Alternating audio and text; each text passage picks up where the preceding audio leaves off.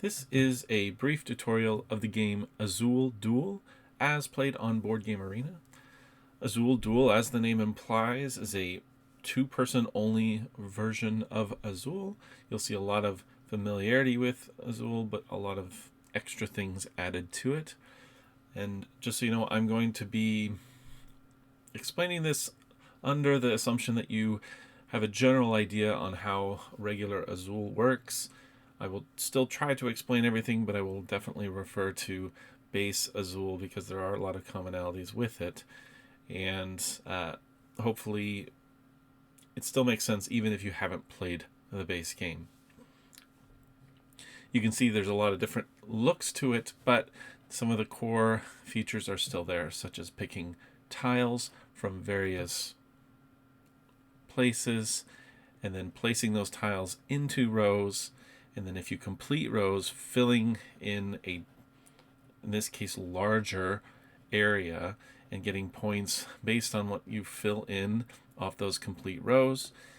And there are a few bonus tiles that score differently and are randomly chosen for each game. These are the three for this, but there are several others that could be chosen as part of that.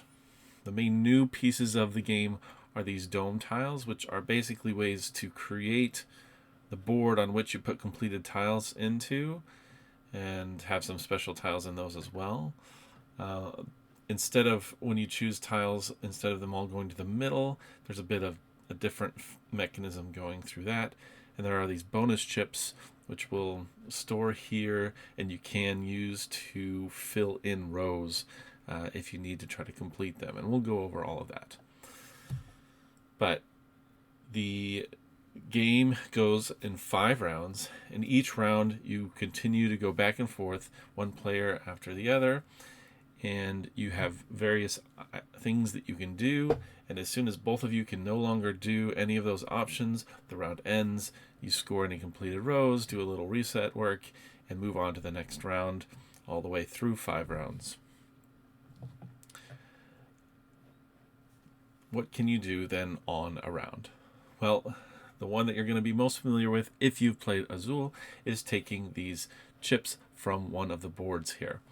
In the same way in Azul, you have to take all of the same color on a chip. So let's say I decide to take these 2 yellow.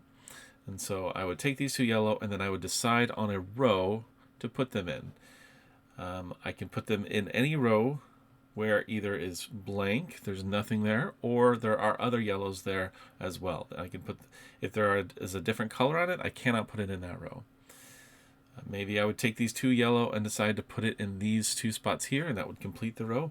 Or I could put it in one of these down here, and it wouldn't complete the row, but it would start that row. And now I'm dedicated to finishing out that row as yellow if I put those in that row.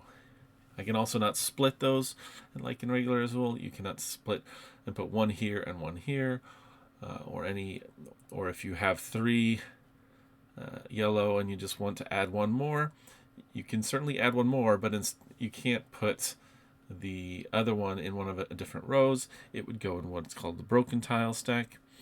This stack can be up to 4 high each round, and you get cumulatively negative points based on that. So if it's just 1 in there, it's -1, but if there's 3 in there, then it's actually -1 plus -2 plus -3, so -6 points. So on your turn, one of the options you can do is take any full color from one of these tiles, and then what happens, instead of with regular Azul where everything else goes into the middle, everything else will stack on top of this spot right here. You can see these boards are partly sun and partly moon. So you take from the sun, and then they stack here on the moon. And you get to choose the order in which they stack, which is important for a reason we'll explain in a bit. But that's where they go. They don't go in the middle. And then, except for this larger one here. This one always starts with 5 chips. And then when you take at least one of those chips, all of the colors from that single space, then they all go into, the rest of them go into these spots. It doesn't matter which spot, they just fill in these spots. So instead of creating a stack, they're all their own individual visible colored tokens that they can be then drawn from by another player. So what do those stacks do? Well, once you have some on a stack, and I'm going to move forward just a little bit to kind of show what this looks like, but you will be able to choose, instead of choosing from a sun, you will be able to choose from the moons, and you basically choose every visible of the same color on all of the stacks in the moons. Let me show you what that looks like. Okay, here we are a little later in round one. We've been choosing tiles and placing them in rows. You can see at one point I took 2 red and placed them in here, and then I just took another red, and I'm going to probably stick it right on this space as well, so that I can eventually complete this row. My opponent also has collected some tokens and placed them in different rows for what they're planning. And then you can see these three, or all 4 of these places have been drawn from, and so these stacks have been created with the leftover tiles. And whoever draws from that decides the order of it. So in this case, they put the red on the bottom and the blue on the top. And if you hover over in BGA, it kind of shows you what that looks like in each of these cases. And then when this one was chosen, only one, this was me, I took the 1 red, and so all 4 of the rest of them went here in their own, basically their own stack. So now, if somebody wanted to pick a color on the moons, they would get all visible of that color. So let's say I wanted to pick yellow. Well, in this case, there's 3 yellow that I would get. 1 here, 1 here, and 1 here. I would not get the one underneath the stack. Only the top stack would be, the top of the stack would be available to take from. And so if I chose yellow, I would choose this one, and this one. If I chose blue, the light blue, it would be this one here and the one over here on the larger moon. And if I chose this darker blue, it would only be this tile because there are no other visible tiles there. And if I chose this gray, it would only be this one. Even though there is one in the stack, it's not on the top of the stack, so I would not get that.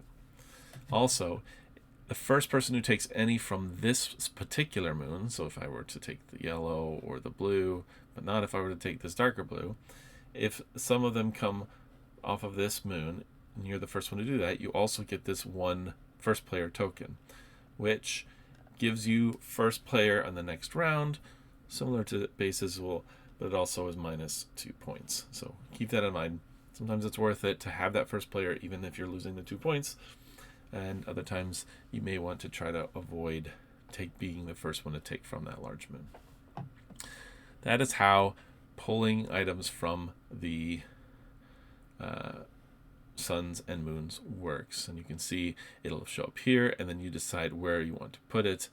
I obviously put it here in this case so that I can complete this row. All right, so that's taking the normal tiles here. The second thing you can do is take dome tiles, which are these little 4 2x2 tiles that fit into your board here. You'll have 9 of them total. You will fill this out through the first 4 rounds of the game, because you'll start with 1 that you can put anywhere, and then each round 1 through 4 you will pick 2 more. These little tokens here are kind of how do you track if you've already picked 1 or 2. There will be always 3 that are face up at the beginning of a round, but they do not refill after you choose them. So I've chosen 1 and my opponent has chosen 1, and so those are blanks there. We're both going to need to choose another. One of us will get this one, and then the other one has to pick 1 from the stack. And we'll talk about how that works as well. What are dome tiles? Well, dome tiles are ways to create spaces so that you can fill in the tiles for those completed rows. So here's an example. I have filled this row in with all 3 of the red. And so at the end of this round, once this round is over, I'm going to score this row. That consists of taking this rightmost token and placing it in this row over here, as long as I have a place to put it. And those are where the dome tiles are. And I've created this red right here to do that. But if it was a yellow on this row, then I wouldn't be able to do it. And I would just have to keep it full until the next round. Hopefully I can get a dome tile that has a yellow in it and rotate it so that it gets on this row. If in some crazy case you end up with all three or the full row and no place to put it, and all of your tiles are filled, and so there's just no way to ever complete that row, they all go into your broken tiles. I should mention too, the broken tiles can only be as high as 4. Any that are more than that within a round just go into the bin and aren't counted as negative points. Now, similarly to base Azul, whenever you complete a row and score it, it will score as itself for 1 point, but it will also score for vertical and horizontally connected tokens to it as well. So if I, by the end of the round, perhaps get a blue one, get this as blue, or maybe even this one as yellow, then I can get, you basically go down the row and you place it in there, and if it's touching any other tiles horizontally or vertically, you get points for that. So if I had a blue here, it would get 1 point just for the blue by itself, but then when I put the red, I would get 2 points for the red. And in fact, the one you put down can count multiple or twice, once for the horizontal line and once for the vertical line and once for the horizontal line. Again, the similar scoring to the way the base Azul works. So you do want to try to keep your rows that you're selecting clumped together, because when you put those in and they touch other pieces, you get extra points for those. So I believe, as we go throughout this, one of my next pulls is going to be all of these yellows, because I want to create this yellow 4 here, and so that I can kind of get a line going basically here, and I'll see if I can even get 2 in this one as well. So I put those all 3 there. So those are the dome tiles. Those are what you have to have those in order to complete rows and put them there, and they have to have the matching color for it. Now there are a couple of special tiles or special icons on these. Most of these are just the colors. But then you have this one, which is a joker color, and that can take any color of row. So this, I could put red, blue, another yellow, it doesn't matter. You can have multiple of the same color on the same row. There's no limit around that. You just have to have a matching dome tile spot for it. So these ones here are wild. These ones here, you don't fill in yourself, but if you fill all 3 of the other spots in the dome tile, so if I get this yellow, this red, and this blue, these automatically fill in with what are called special tiles. They're basically just a separate color. They come in, they fill in, and the points for them are not the same way as connected horizontal and vertical. You just get whatever points are here on the row. So filling in one of these and getting a special tile down here gives you a lot more points than doing it up here, because it's a lot easier to fill these in than it is to fill the ones down here in. But once that tile's on there, then they do count as a tile when you're scoring other ones. So if I had a special tile here, this one filled in, this one filled in as well, and I placed this yellow right here, it would count for 1, 2, 3, 4 points. So they're good to have, and they both for the immediate points, but for points as you go along as well. So how do you get dome tiles? Well, we talked about the 3 that you can choose from that are open, that are turned right side up at the beginning of each round. However, that's only 3, and you're going to be picking 4 among the 2 of you, so one of you is going to have to pull from this stack, and maybe more than one, depending on what you're looking for.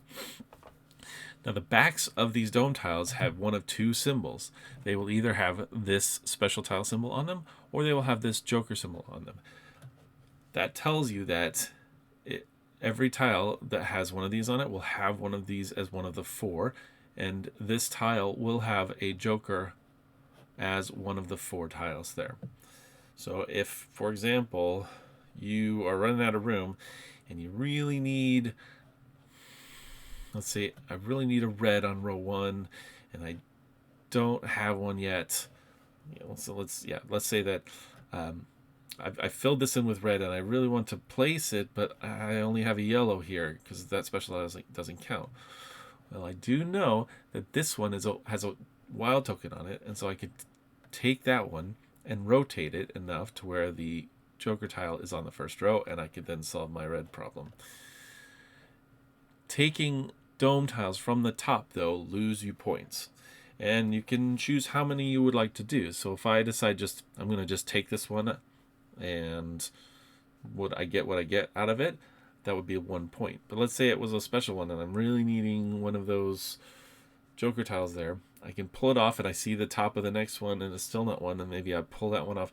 You can pull as many as you want off of this stack, but you lose 1 point every time you do. But then with all the ones that you've pulled, you flip them over, you choose one, and then you put all the rest at the bottom of the stack. So you're still only taking one, but if you want to dig for a very specific type, you may have to dig a little bit there and lose points for that. So it's just something to gauge. It should be worth noting that it's impossible to go below 0 points wise. That's why we start off with 5 for those options. All right, so we've talked about 2 of the main actions on your turn. One is taking these tokens. One is taking dome tiles and placing them here. Again, note, you start with 1. Before you even begin, both of you pick 1 and place it anywhere. And then for the first 4 rounds, you place 2 in each round. So then you're full. And in the 5th round, you don't worry about dome tiles because you're completely full and you don't use them. The last thing that you can do is take a bonus chip. And so, as you saw before, we talked a little bit about them. In these 4 spots are 4 bonus chips.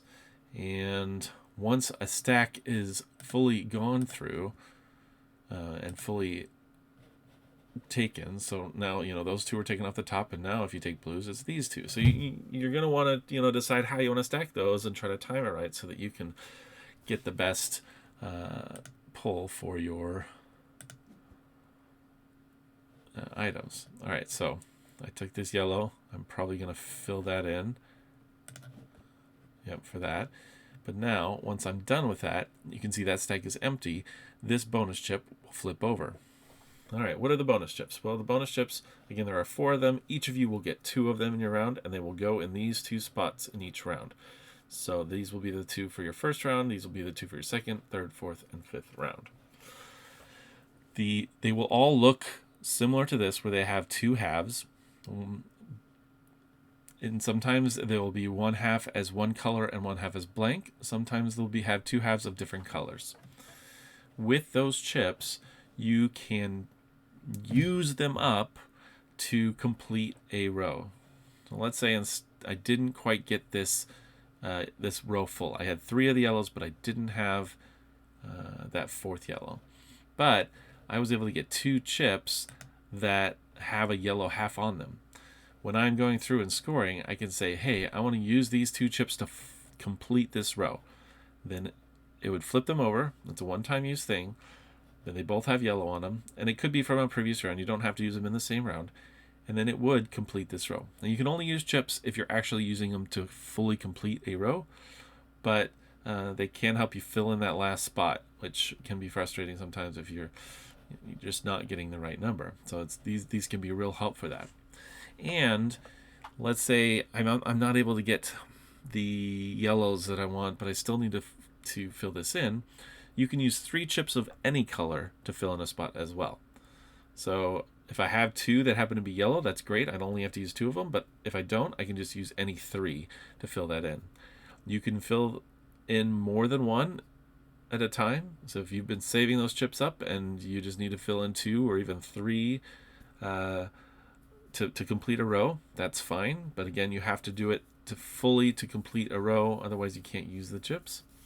You can also not create a row out of scratch. So I couldn't say, I'm going to just flip 3 chips and make this a blue or whatever I want. You have to have at least 1 of that chip in the row to use the chips to complete it. So those, again, there are 4 of them. So each of you and your opponent are going to get 2 by the end of the round. And they will go in the spot and they can be used. in any round when you're filling in these and trying to complete these rows in order to score them. So those are the main three actions. You're going to go back and forth, and you're going to take tokens either from the suns or from the moons. You're going to make sure you're going to both get eventually 2 dome tiles for the first 4 rounds, or you're going to pick bonus chips.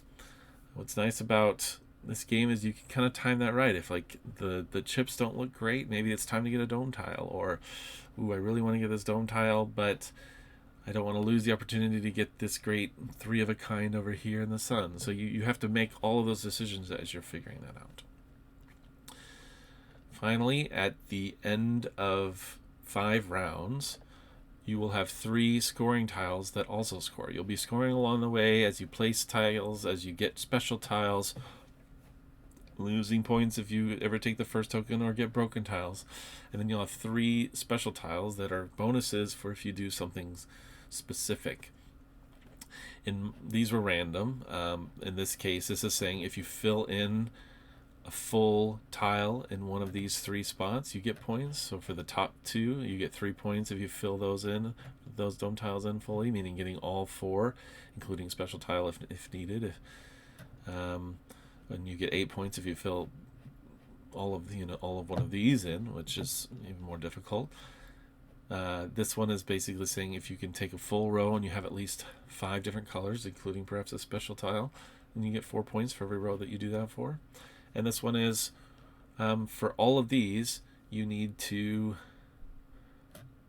if you fill all of them in your whole dome tile board, then each of them are worth 2, otherwise they're worth nothing. These are just those 3. You'll get 3 different ones or some of the same ones in your games. I've seen some that even lose points if you don't do certain things, so they can vary quite a bit through that.